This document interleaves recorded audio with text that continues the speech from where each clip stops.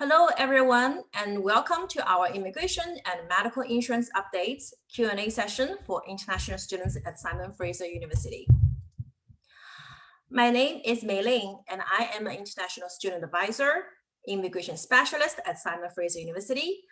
I will be your presenter today, and it's my great pleasure that I'm joined today by my colleague Karen, manager of the International Student Advising and Programs, as our moderator for the session. Thank you, Karen. For those of you attending the live session, you may also see Karen sharing some resources and links during the Q&A part as well.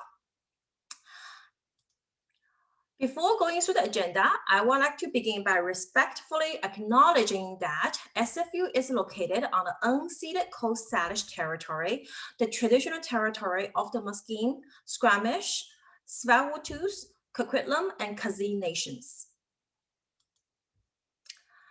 All right, in this slide, just to go over our overall agenda today, we will first start an overview of the recent updates to the Canadian immigration policy, as well as restriction on entrance into Canada.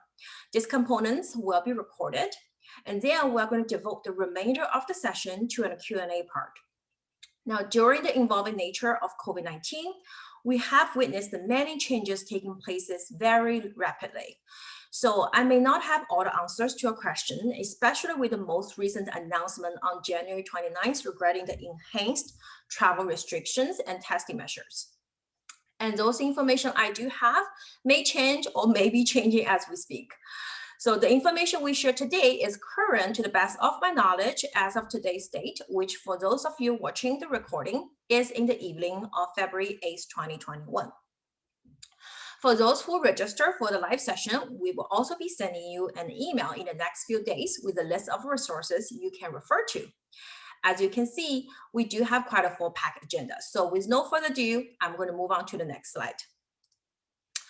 On this slide, you are going to see a list of exact topic of the updates we will be covering today, and we'll go through this one by one. All right, first, remote learning. The year of 2020 was definitely as a year like no other. There have been lots of changes that have been made since March 2020. SFU has moved to online learning in response to COVID-19, and this has continued for the majority of courses through spring 2021. For summer 2021, the university announced in early January that most undergrad courses will continue to be delivered remotely. In-person teaching will be considered for experiential courses under certain conditions. So for more details and plans and decisions on in-person instruction will be finalized sometime in March. So please stay tuned for more information directly from the university about the summer 2021 term. Many of you have questions about how online learning may impact your study permit and post-graduation work permit. From an immigration perspective, Immigration, Refugees, and Citizenship Canada, also known as IRCC, confirmed early that for students who are in Canada, online learning due to in-class courses being moved online temporarily because of COVID-19 will not impact their study permit compliance or post-graduation work permit eligibility. Now, do keep in mind that if you are physically in Canada, you must hold a valid study permit to study in Canada, even if your courses are being currently offered online due to COVID-19. For remote learning completed outside Canada, under normal circumstances, they are excluded from the time accumulated towards the length of the post-graduation work permit. Now, a lot of you have questions, particularly about remote learning completed outside Canada and how does that impact your work permit eligibility. As an exception basis, many of you may have already know that RCC has implemented a temporary policy change to accommodate eligible online studies completed outside Canada. So if you are outside of Canada, you may take up to 50% of your program online from outside of Canada without impacting the post-graduation work permit eligibility. And in some cases, you may be able to complete 100%. If you started an 8 to 12 months program in the summer or for 2020. Now, this may not apply to most of our SFU students given the length of the program. I also want to emphasize that the 50% requirement is calculated based on the number of courses completed in Canada. Time spent studying remotely outside of Canada from the spring 2020 through April 30, 2021 will not be deducted from the length or the eligibility for the post-graduation work permit, provided that you have either have a valid study permit or have been approved for a study permit or applied for a study permit before you start your program in 2020 and in spring 2021 term. Of course, that also pending on the full approval of your study permit. As you can see, the April 30 deadline is not a blanket factor that will negatively impact all students when it comes to the context of determining how remote learning outside of Canada impact on the work permit list.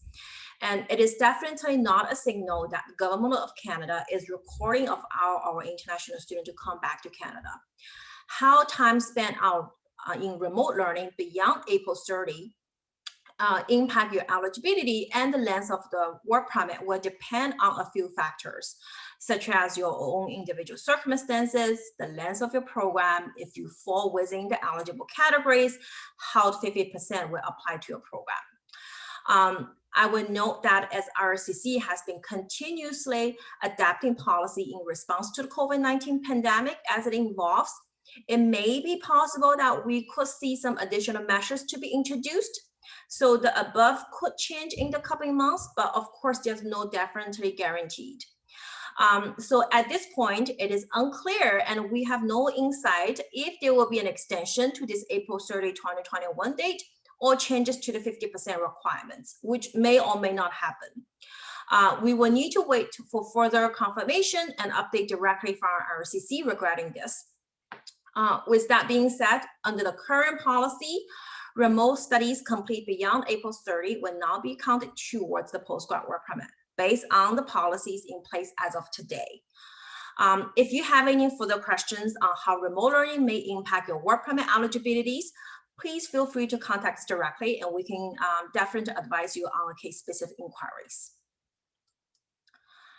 All right, so another thing on remote learning is it definitely has created some of its own unique challenges to some of our students, and some of them may have decided to take the spring term off or are not able to enroll full-time this spring. There are some immigration implications you should be aware by enrolling part-time or take the spring term off. So for working on or off campus, although you may have to know that there were some flexibilities on enrollment requirement implemented for the last spring and the summer, RCC has not extended these flexibilities beyond summer 2020 term. So if you are in Canada in spring 2021 and you're not enrolled as a full-time student, unfortunately, you will not be eligible to work on campus or off campus until you resume full-time enrollment.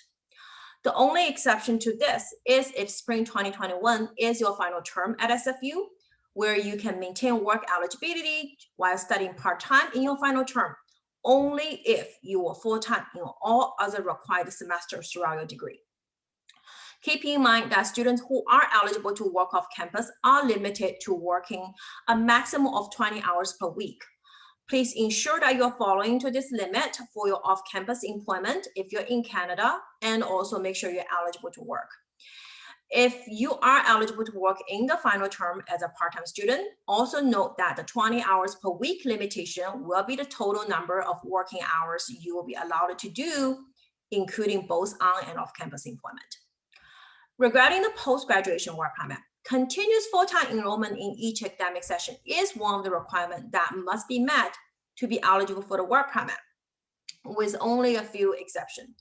For undergrad students, spring and fall terms are considered as academic session, and for grad students, academic session will include each spring, summer, and fall term. Due to COVID-19, RCC also announced some flexibilities for part-time studies for spring and summer 2020 terms. Again, this flexibility has not been extended beyond summer 2020 term. So by taking a reduced workload, such as enrolling part-time in spring 2021 term, will impact your eligibility for the postgrad work permit. Please, again, contact us for case-specific advice on how to address periods of part-time studies or gaps in continuous full-time studies in the context of a postgrad work permit application. Something else to keep in mind is the temporary grading options for undergrad students. In early January, the university has announced a temporary pilot grading system of pass, credit, no credit for undergrad students for 2020 spring, summer, and fall terms. We have confirmed that this pilot temporary grading system will not impact or change your enrollment status in a given term. The courses you have opted in for those grades will not actually the courses you have opted in for those grades will actually still be counted towards meeting the full-time enrollment status. So for example, if you are enrolled in 9 units in the spring term and you end up choosing an NC grade for one of those courses that's worth of 3 units, it's not going to change your overall full-time enrollment status. As the university is still working out to roll out the details, so please stay tuned for more detailed information and updates regarding this temporary grading option. Given that our office does not advise academic matters, so if you would like to learn more or discuss this option, my recommendation is to connect with your academic advisor directly regarding this. Moving along.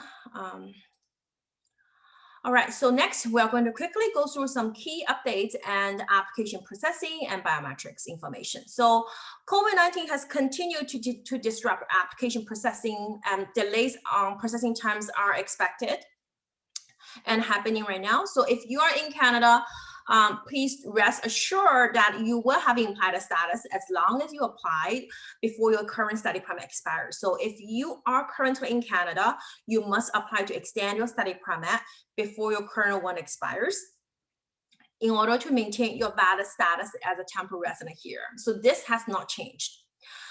Please note that your study permit will not be extended beyond the validity of a passport. So if your passport is due to expire soon, but you can't get your passport renewed in time as a result of COVID-19, you must make sure that you apply for a study permit before the expiry date with a lot of explanations addressing the reason why you can't have your passport renewed in time. Please, again, reach out to one of the international student advisor for case-specific advice.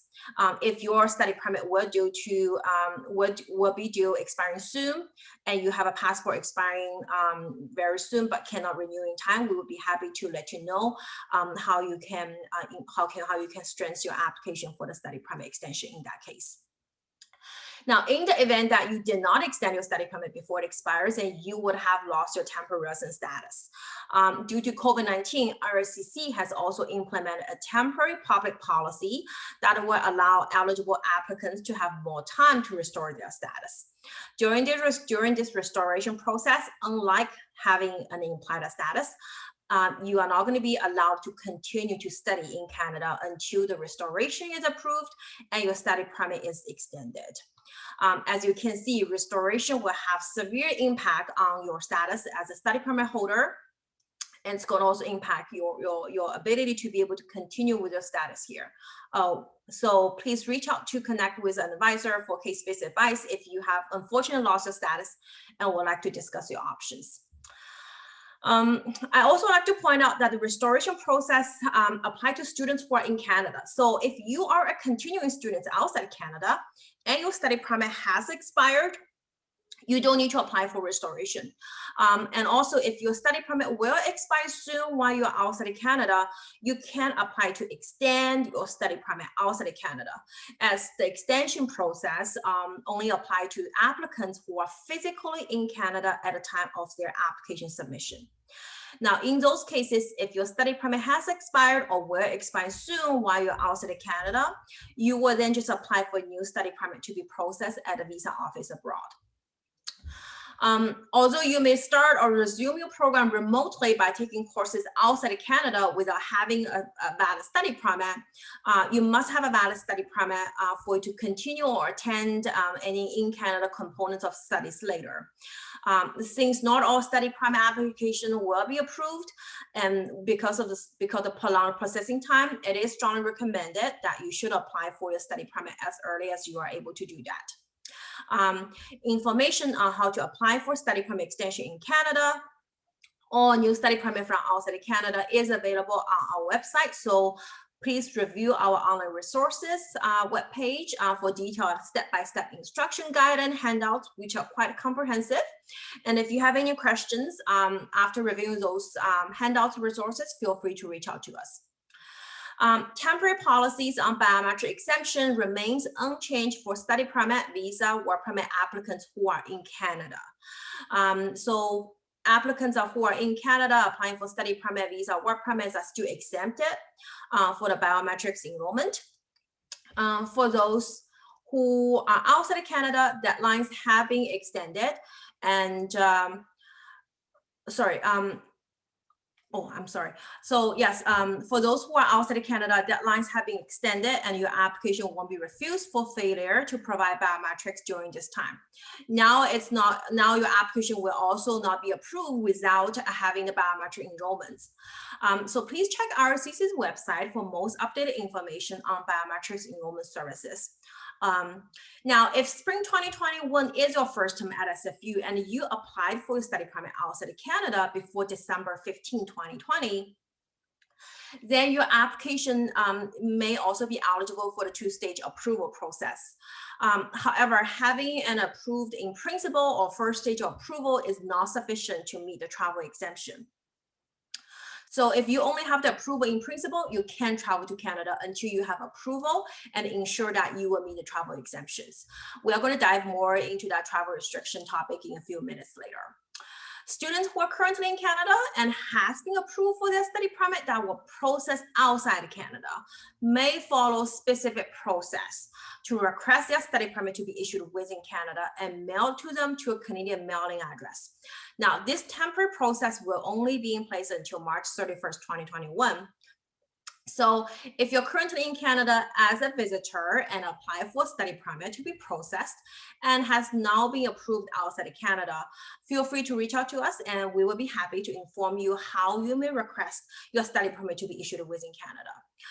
Again, if you are in Canada, you have to make sure you have a valid study permit to start or to resume your undergrad or grad studies at SFU, even if those courses are being temporarily moved online due to COVID-19.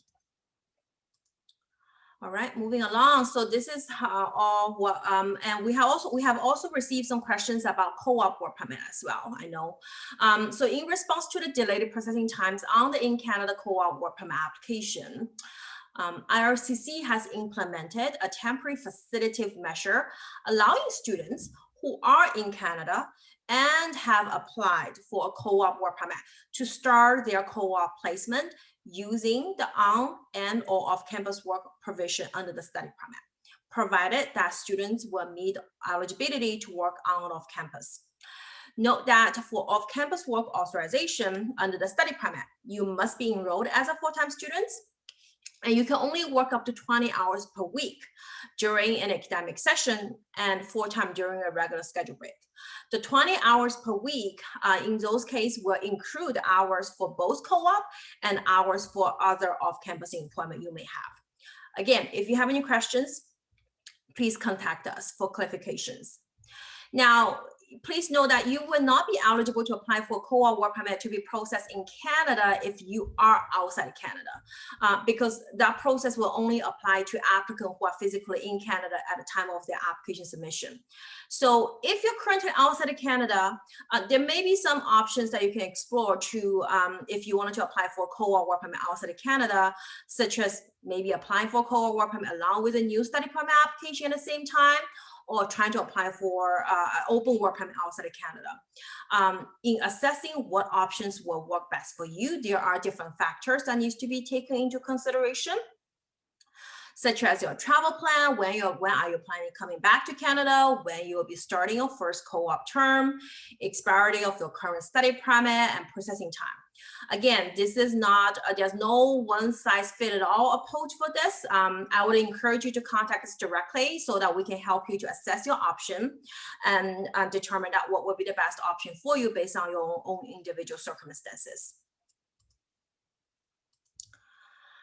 All right, okay, travel restrictions and exemptions.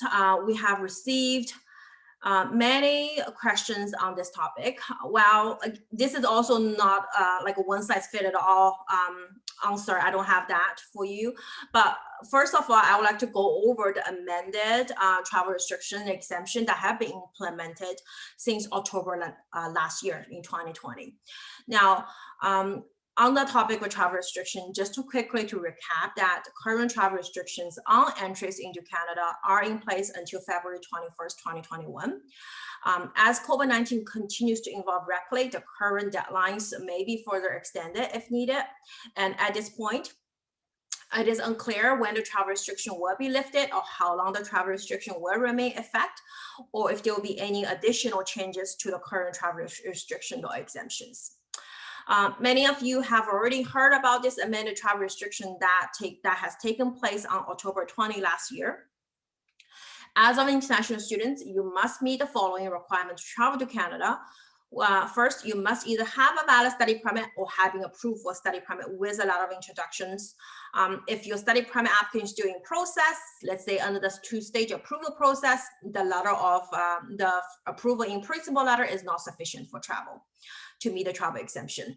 You must also be attending a designated learning institution whose COVID-19 readiness plan has been approved before you travel to Canada, and SFU has been approved for its COVID-19 readiness plan.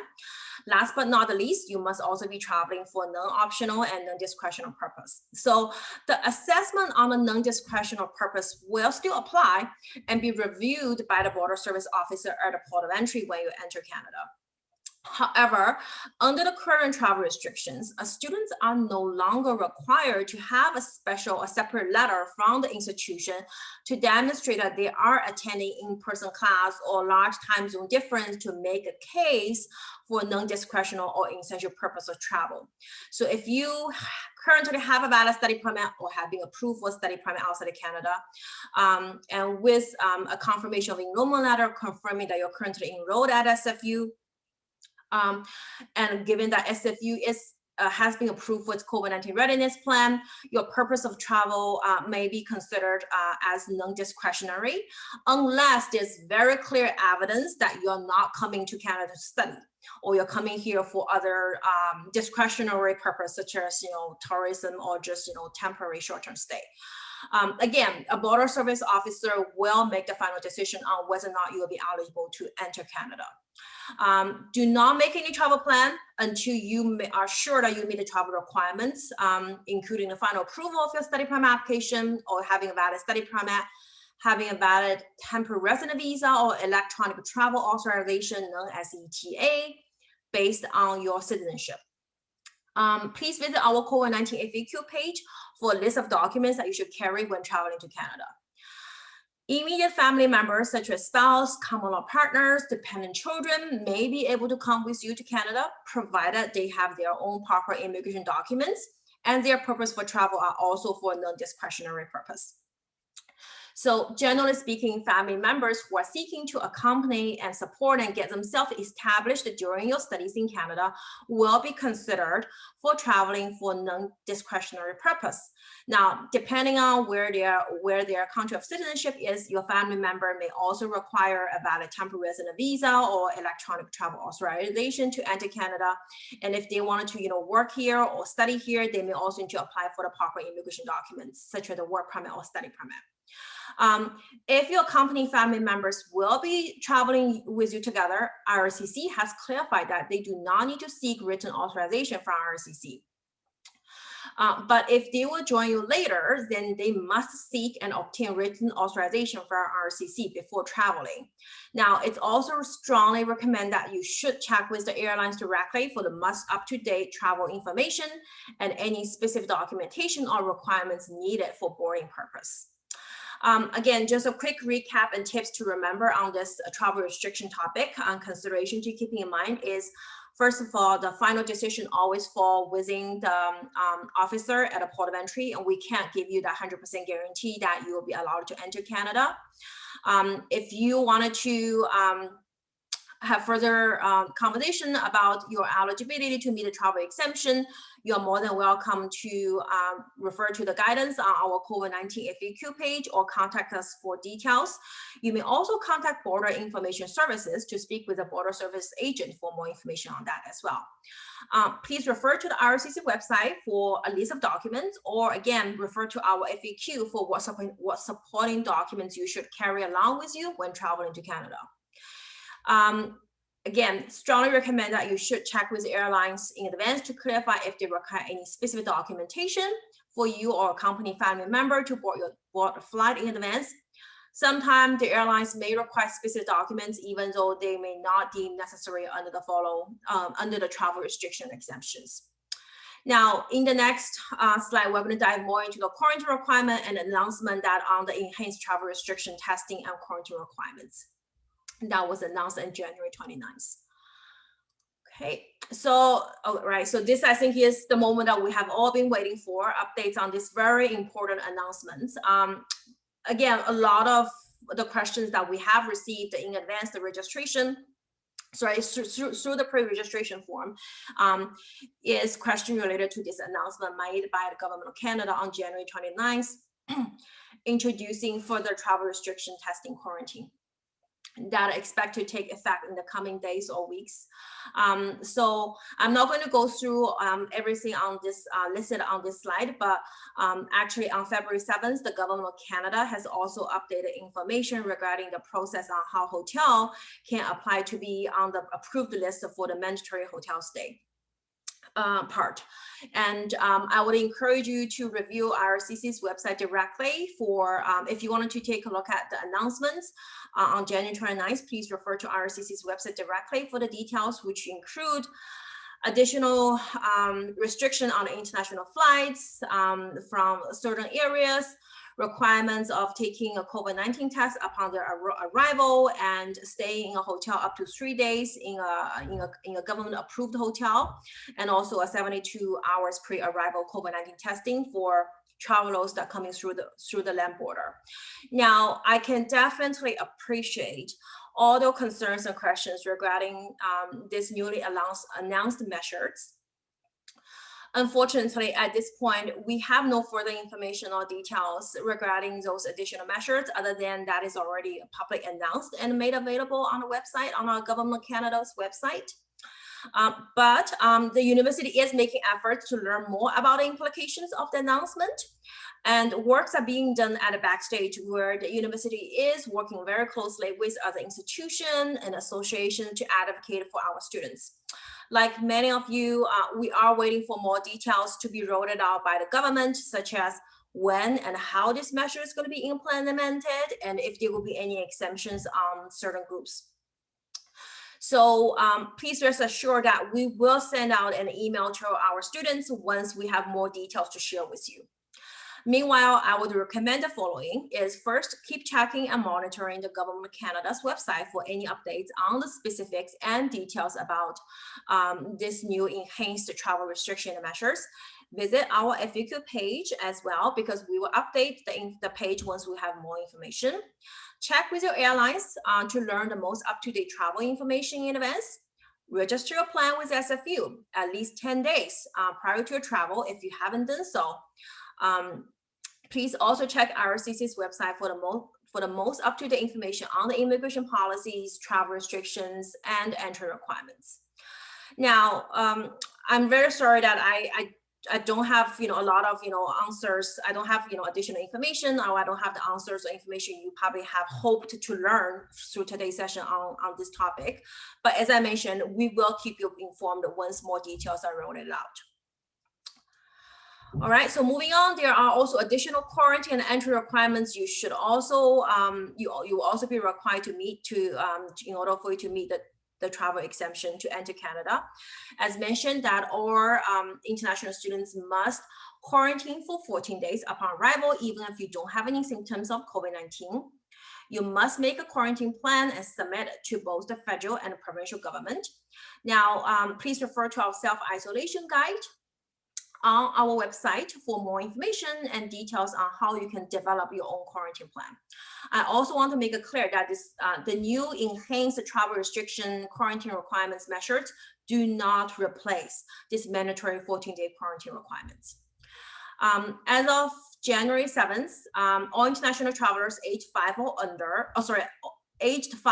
older will be required to have an active COVID-19 test results within 72 hours prior to their departure. So any air travelers aged 5 or older will be required to go through will be required to have this negative COVID-19 test unless they are exempted.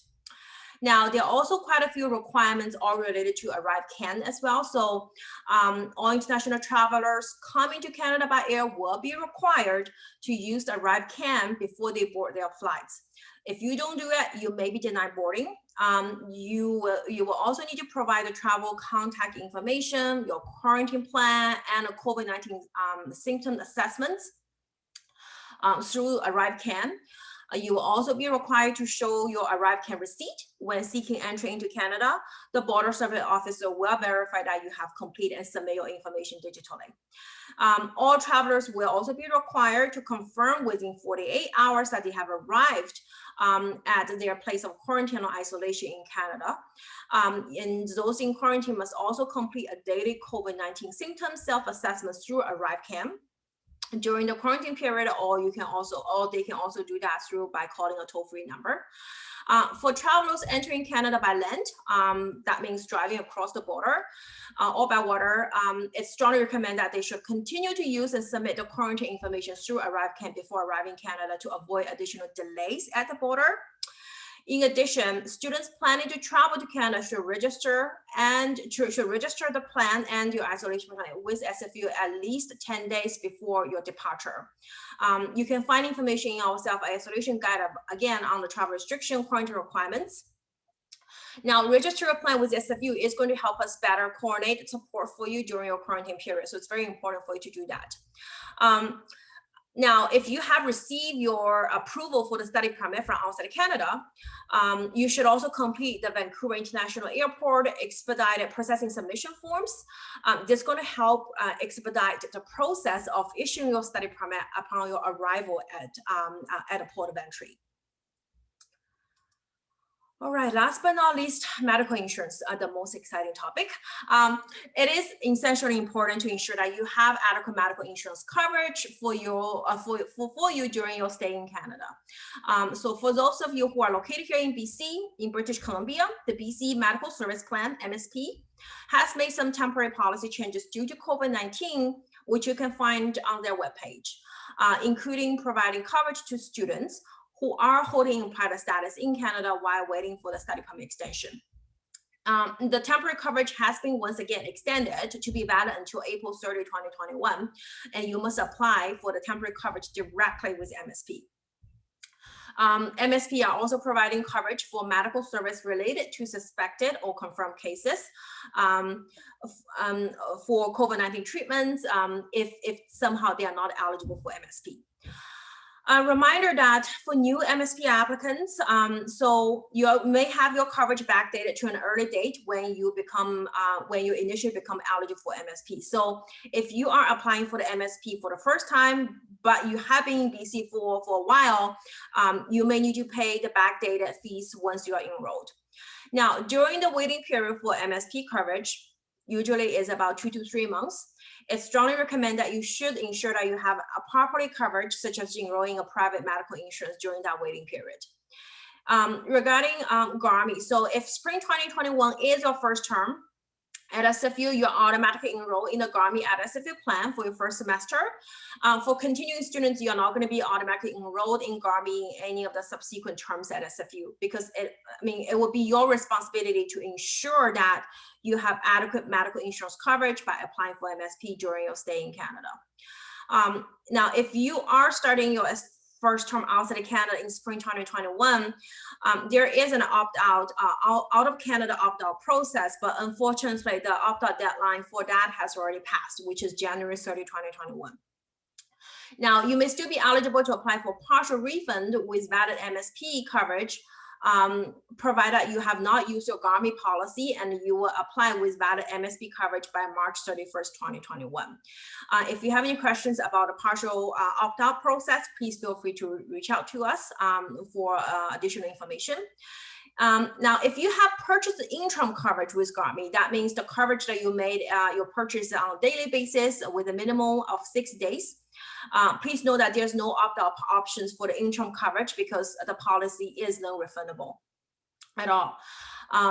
Secondary medical insurance. So if spring 2021 is your first term, unfortunately, the opt-out period has already passed. Now, if you did manage to opt out the secondary medical insurance, let's say because you're outside Canada during your first term, please know that you can be added back for the policy years which will run until August 31st, 2021. Now, if somehow you missed that opt-out period, there is a retroactive opt-out period in the summer 2021 for students who actually meet certain requirements. So please visit the student care websites for more information on this to make the informed decision how you want to proceed with that.